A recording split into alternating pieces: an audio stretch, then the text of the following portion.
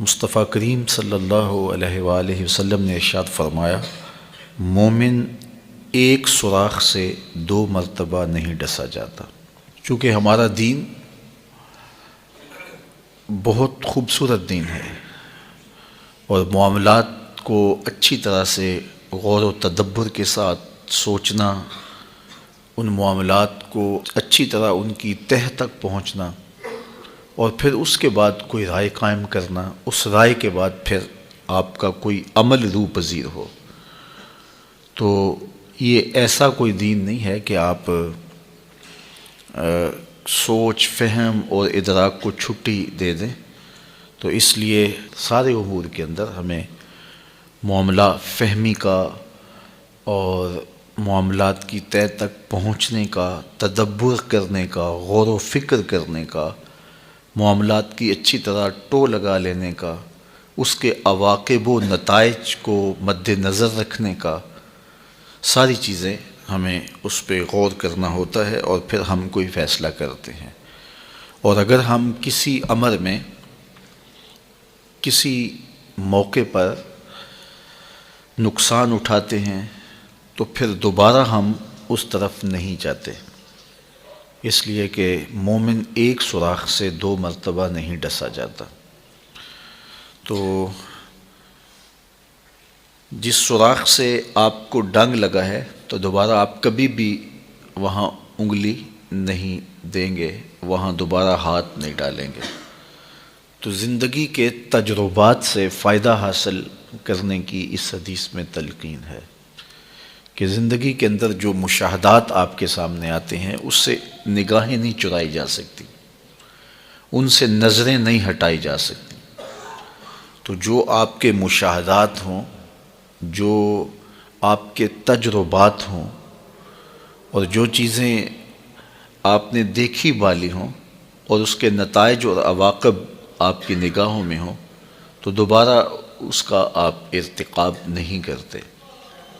تو یہی چیز اس حدیث پاک میں بیان فرمائی گئی، اور یہ کوئی بھی عاقل ایسا نہیں کرتا کہ جہاں سے اسے ڈنگ کھانا پڑے دوبارہ وہاں ہاتھ ڈالے۔ تو یہ مومن کا انتہائی محتاط رویہ ہے جس کی نشاندہی کی گئی ہے کہ وہ معاملات کے اندر کس قدر محتاط ہوتا ہے اور اپنے طرز زندگی کو کس قدر منظم اور مرتب رکھتا ہے۔ نبی اکرم صلی اللہ علیہ وآلہ وسلم کا فرمان ہے، یہ مسلم نے کتاب الایمان میں روایت کیا، امام ترمذی نے بھی اس کو روایت کیا حضرت عبداللہ ابن عباس رضی اللہ تعالیٰ عنہ سے۔ حدیث تو طویل ہے۔ ایک وفد حضور کی خدمت میں آیا تھا، تو اس وفد کی اچھی خصلتوں کو دیکھ کر کے حضور نے ان کی تعریف فرمائی تھی۔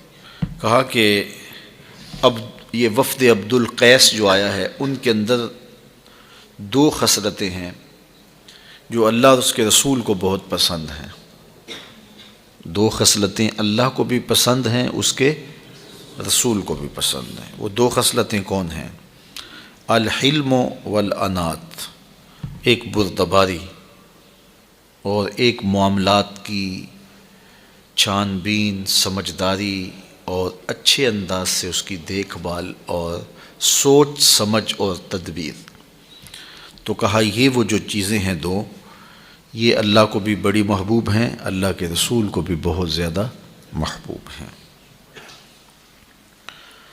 حضرت سہل بن سعد الساعدی رضی اللہ تعالی عنہ سے مروی ایک روایت ہے، رسول کریم صلی اللہ علیہ وآلہ وسلم نے ارشاد فرمایا کہ معاملے کو سمجھ کے تسلی بخش نتیجے تک پہنچنے کے بعد اس کام کو کرنا، سوچ و بچار کرنا، اس کی تدبیر کرنا، اس کے عواقب و نتائج کو دیکھنا، یہ اللہ کی طرف سے کسی شخص کو عطا ہوتی ہے۔ والعجلۃ من الشیطان، اور جو عجلت ہوتی ہے یہ شیطان کی طرف سے ہوتی ہے۔ حضرت نبی رحمت کا ایک فرمان اور سنیے جو انہی احادیث کی تشریح ہے، جو حضرت انس رضی اللہ تعالی عنہ سے مروی ہے۔ کہتے ہیں کہ ایک شخص حضور کی خدمت میں عرض گزار ہوا، اوصنی، حضور مجھے وصیت کیجئے، مجھے کوئی وصیت کیجئے۔ مختلف اوقات میں مختلف لوگوں نے حضور سے وصیت طلب کی ہے۔ آقا کریم علیہ السلام نے مختلف اوقات کے اندر مختلف لوگوں کو مختلف جواب دیے ہیں۔ کسی نے کہا مجھے وصیت کیجئے تو کہا اوصی کا بتقوی اللہ، میں تمہیں اللہ سے ڈرنے کی تلقین کرتا ہوں۔ کسی نے کہا مجھے وصیت کیجئے تو فرمایا کہ غریبوں کے پاس بیٹھا کرو۔ کسی نے کہا مجھے وصیت کیجئے تو اس کو حضور علیہ السلام نے فرمایا معاملات کے اندر میانہ روی سے چلا کرو۔ مختلف مواقع پہ مختلف لوگوں کے پوچھنے پر جواب مختلف دیے ہیں۔ سوال ایک تھا، جواب مختلف ہوئے۔ سب کا سوال یہ تھا اوصنی، مجھے وصیت کیجئے۔ ہر ایک کو الگ الگ وصیت حضور نے فرمائی ہے۔ اس کی کیا وجہ؟ حکیم حاذق سے جب کوئی علاج پوچھتا ہے تو ہر ایک کو ایک ہی گولی نہیں دیتا، اسے پوچھنے والے کی نبض کا پتہ ہوتا ہے، اس کے چہرے سے پہچان لیتا ہے اس کا مرض کیا ہے، اس کو دارو کون سا دینا ہے۔ تو جس نے بھی وصیت حضور سے پوچھی، نگاہ رسالت مآب نے جان لیا کہ اس کا علاج کس میں ہے، تو وہی علاج تجویز فرمایا۔ تو جو کسی نے سوال کیا اور اس کی جو ضرورت تھی، نبی رحمت صلی اللہ علیہ وآلہ وسلم نے اسی ضرورت کو پیش نظر رکھتے ہوئے اس کو وصیت فرمائی۔ مجھے کوئی وصیت کے بارے پوچھتا ہے تو میں سوچ میں پڑ جاتا ہوں کہ اس کو کیا کہوں، تو لیکن اللہ کے محبوب سے کوئی پوچھتا تو حضور کے سامنے لوگ بالکل واضح تھے، شفاف آئینوں کی طرح حضور کے سامنے ہر ایک کا عکس تھا کہ اس کو کیا چاہیے، اس کو مرض کیا ہے، اس کا علاج کیا ہے، اس کو شفا کس دارو سے ہوگی۔ تو پھر آقا کریم ایسے ہی اس کو جواب ارشاد کرتے۔ اللہ اکبر۔ تو اس نے عرض کی یا رسول اللہ صلی اللہ علیہ وسلم مجھے وصیت کیجئے، تو حضور نے ارشاد فرمایا خذ الامر بالتدبیر، معاملے کو غور و فکر کے ساتھ دیکھو، معاملات کی تدبیر کرو، معاملات کی منصوبہ بندی کرو۔ جب کوئی بھی کام کرنا چاہو تو اس کی منصوبہ بندی کرو، پوری طرح سے اس کے عواقب و نتائج دیکھو اور اس کی اچھی تدبیر کرو، اور اگر تم سمجھو کہ اس کا نتیجہ اچھا نہیں ہے اور یہ کام، یہ مشق نتیجہ خیز نہیں ہوگی، تو پھر فرمایا اس کام کے کرنے سے رک جاؤ۔ تو یہ کتنی خوبصورت حضور کی نصیحت تھی، اور ما قبل جتنی حدیثیں 2 یا 3 آپ نے سماعت کی ہیں ان کی یہ حدیث تشریح ہے کہ حضور نے وصیت کرتے ہوئے فرمایا کہ جب کوئی بھی کام کرنا چاہو، وہ دنیا کا کام ہو یا دیگر کوئی تمہارا امور دین میں سے ایسا کام ہو، غیر منسوس کام، ایک ہوتا ہے منسوس کام، نماز پڑھنا ہے تو اس کے لیے سوچ و بچار تو نہیں کرنی، نماز تو پڑھنی ہے۔ روزے کے لیے سحری کے وقت بندہ سوچنے لگ جائے کہ میں روزہ رکھوں کہ نہ رکھوں، ان امور پر تو سوچ و بچار نہیں کرنی ہے۔ سوچ و بچار ان امور پہ کرنی ہے کہ جن کی منصوبہ بندی آپ نے کرنی ہے، اور جن چیزوں کا ایسی چیزوں سے تعلق نہیں ہے، تو وہ کوئی آپ کام کرنے جا رہے ہیں تو اس کی پھر آپ نے منصوبہ بندی کرنی ہے۔ تو اسی طرح دنیاوی امور کے اندر بھی کچھ کام ہیں تو وہ تو آپ روزمرہ کی روٹین کے مطابق کرتے ہیں، اس میں تو ظاہر ہے بھوک لگی ہے تو کھانا کھا لینا ہے، بات ختم۔ لیکن اور بہت سارے دنیاوی امور ہیں، بچوں کے رشتے کرنے ہیں آپ جو ہے وہ گھر بنانا چاہتے ہیں تو آپ کہاں بنائیں، وہ منصوبہ بندی کریں گے کہ ہمسائے کیسے ہوں، کس سوسائٹی میں اپنا گھر بناؤں کہ میرے بچوں کا دین بچ سکے، میری نسلیں محفوظ رہ سکیں۔ کاروبار کرنا ہے تو کون سا کاروبار کروں، اس میں تمام پہلوؤں پہ غور کرنا ہوگا کہ ایسا کاروبار نہ ہو کہ جس میں ایسا کھب جاؤں کہ میرے پاس دین کے لیے بھی وقت نہ ہو اور اتنی مصروفیات مجھے گھیر لیں کہ میرے لیے 5 گانا نماز کی فرصت بھی نہ ہو۔ تو وہ منصوبہ بندی کرنی، دیکھنا ہے میرا فائدہ کس میں ہے، میرے جسم کو راحت کہاں ہوگی، میرا دین کیسے بچے گا، میں اپنی اولاد کو وقت دے پاؤں گا یا نہیں دے پاؤں گا۔ تو سارے امور پر غور و فکر کرے، دنیاوی امور ہیں۔ اسی طرح اور بہت سارے امور ہیں دنیا کے، اس طرح دینی امور ہیں بہت سارے. آپ دینی کوئی کام کرنا چاہ رہے ہیں تو فیلڈ کے اندر بہت سارے منصوبہ جات آپ کے لیے کھلے ہیں، کشادہ ہیں. آپ نے اختیار کرنا ہے تو آپ اپنی رجحان طبع دیکھیں، میری طبع کا رجحان کیا ہے. رجحان طبع کے مطابق آپ کام کریں گے تو آپ کے لیے کام کرنا آسان ہوگا. ایک شخص فطرتاً مدرس ہے لیکن وہ مقرر بننے کی کوشش کرے گا، تو چونکہ وہ فطرتاً مقرر نہیں ہے تو خام خواہ ایک مشقت میں پڑے گا، تو اس کو اپنی صلاحیتوں کو ادھر لگا دینا چاہیے. ایک شخص کی طبع کے اندر جو ہے وہ تقریری صلاحیتیں ہیں تو وہ محرر بننا چاہتا ہے، تو اس کے لیے یہ مشکل ہوگا کہ صلاحیتیں اس کو کسی اور جانب کھینچ رہی ہیں اور وہ اپنے آپ کو کسی اور سمت لے جا رہا ہے. اسی طرح مختلف امور ہیں جو اپنی طبع کو دیکھے، پھر دیکھے کہ مختلف امور ہیں، اس وقت حالات کا تقاضا کیا ہے، اس وقت امت کو سب سے زیادہ ضرورت کس چیز کی ہے. دیکھیے یہ کام بھی دین کا ہے، یہ کام بھی دین کا ہے، یہ کام بھی دین کا ہے. اب ان تینوں میں سے میں کون سا کام آسانی سے کر سکتا ہوں، مجھے پہلے تو اس کی ترجیح اختیار کرنی چاہیے.